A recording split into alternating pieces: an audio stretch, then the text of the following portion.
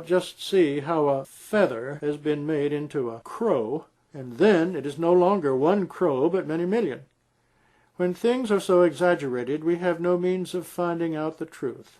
It is further worth considering that these Gospels, called the books of God, contain preposterous claims, such as that if all the works of Jesus had been reduced to writing, these could not have been accommodated in the whole world.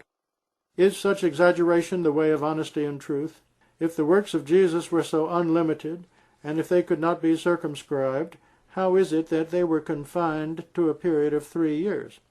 Another difficulty about these Gospels is that they give wrong references to some of the earlier books. They do not state accurately even the genealogy of Jesus.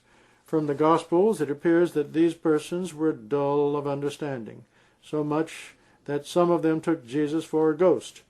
These Gospels from the earliest times have been open to the charge that they have not preserved the purity of their texts, and there being many other books called Gospels, there is no sound reason why all the statements of these other books should be rejected, and why all that is contained in the Gospels, generally so called, should be admitted as true. No one can say that the other Gospels contain such unfounded exaggerations as are to be found in these 4 Gospels. It is surprising that while on the one hand they say that Jesus was a righteous person, and that his character was without blemish, on the other hand there are brought against him charges unworthy of any righteous person. For example, the Israelite prophets, in accordance with the teaching of the Torah, undoubtedly had hundreds of wives at one time in order that they might thereby multiply a generation of righteous persons. But you will never have heard that any prophet had ever set such an example of freedom that he should allow an impure and an adulterous woman, a noted sinner of the city, to touch his body with her hands, to let her rub oil into his head, art of her immoral gains, and to rub her hair on his feet, that he should allow all this to be done by an unchaste young woman, and should not say to her, "Don't."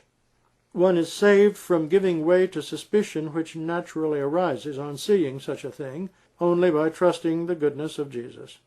Nevertheless, the example is not good for others. In short, these Gospels contain many things which show that they have not preserved their original form, or that their writers were some other persons, not the disciples. For example, can the statement of the Gospel according to Matthew, and this is well known among the Jews till today, be properly ascribed to Matthew? Does it not show that the writer of the Gospel of Matthew was some other person who lived at a time when Matthew had already died? Then the same Gospel of Matthew says, Matthew 28:12 and 13, quote, "And they were assembled with the elders, and had taken counsel. They gave large money unto the soldiers, saying, Say ye, his disciples came by night, and stole him away while we slept." End quote. It would be noticed how unconvincing and irrational such statements are. If the meaning of this statement is that the Jews wanted to conceal the rising of Jesus from the dead, and that they had bribed the soldiers in order that this great miracle should not become generally known, why was it that Jesus, whose duty it was to proclaim this miracle among the Jews, kept it a secret? Nay, he forbade even others to disclose it. If it is urged that he was afraid of being caught, I would say that when the decree of God had descended upon him, and he had, after suffering death, come to life again, assuming a spiritual and a glorious body, what fear did he now have of the Jews? Surely the Jews now had no power over him. He was now beyond and above mortal existence. One observes with regret that while on the one hand it is said that he was made to live again and assume a spiritual body, that he met the disciples and went to Galilee and thence went to heaven, he is nevertheless afraid of the Jews for quite trivial things, and in spite of his glorious body he fled secretly from the country, lest the Jews discover him. He made a journey of 70 miles to Galilee in order to save his life, and time and again asked the people not to mention this to others. Are these the signs and ways of a glorious body? No, the truth is that it was not a new and a glorious body. It was the same body with wounds on it, which had been saved from death. And as there was still the fear of the Jews, Jesus, making use of all precautions, left the land. All talk of anything contrary to this is absurd, as the one about the Jews having bribed the soldiers in order to make them say that the disciples had stolen the corpse while they, the soldiers, were asleep.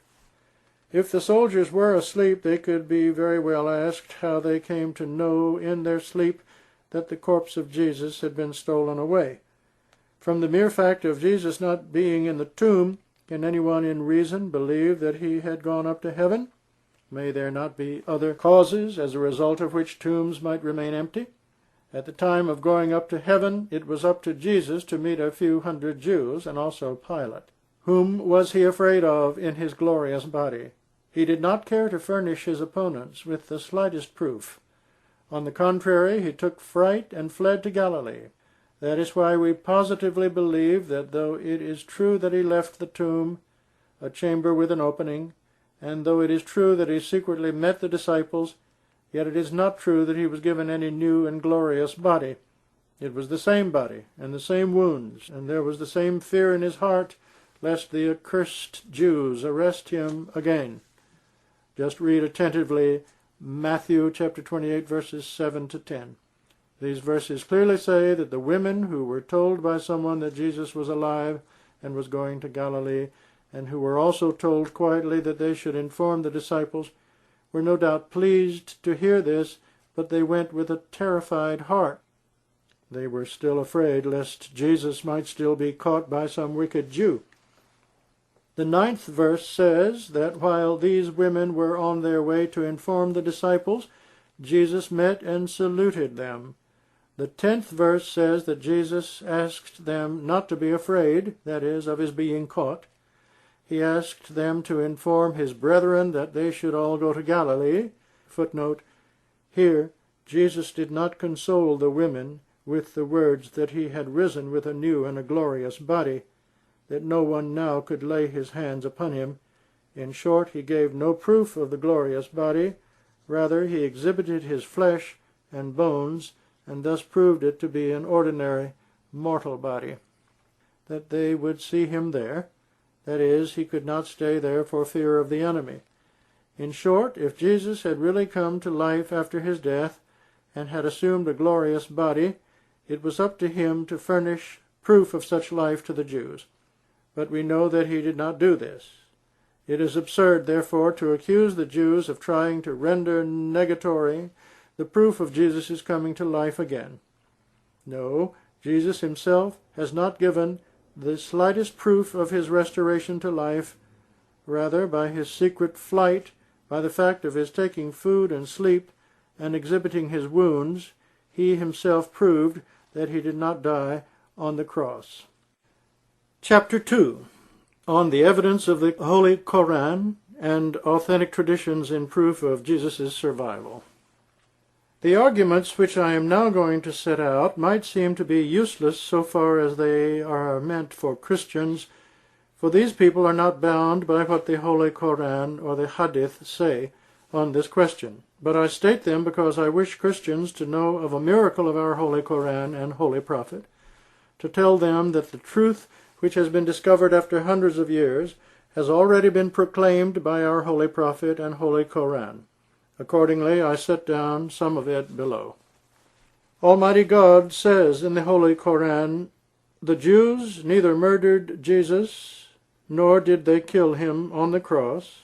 No, they only suspected that Jesus had died on the cross.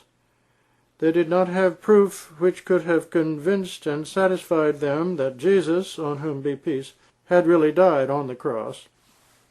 In these verses, Almighty God states that although it is true that Jesus was apparently placed on the cross, and that they were determined to kill him, yet it is wrong for Jews and Christians to suppose that Jesus did really die on the cross.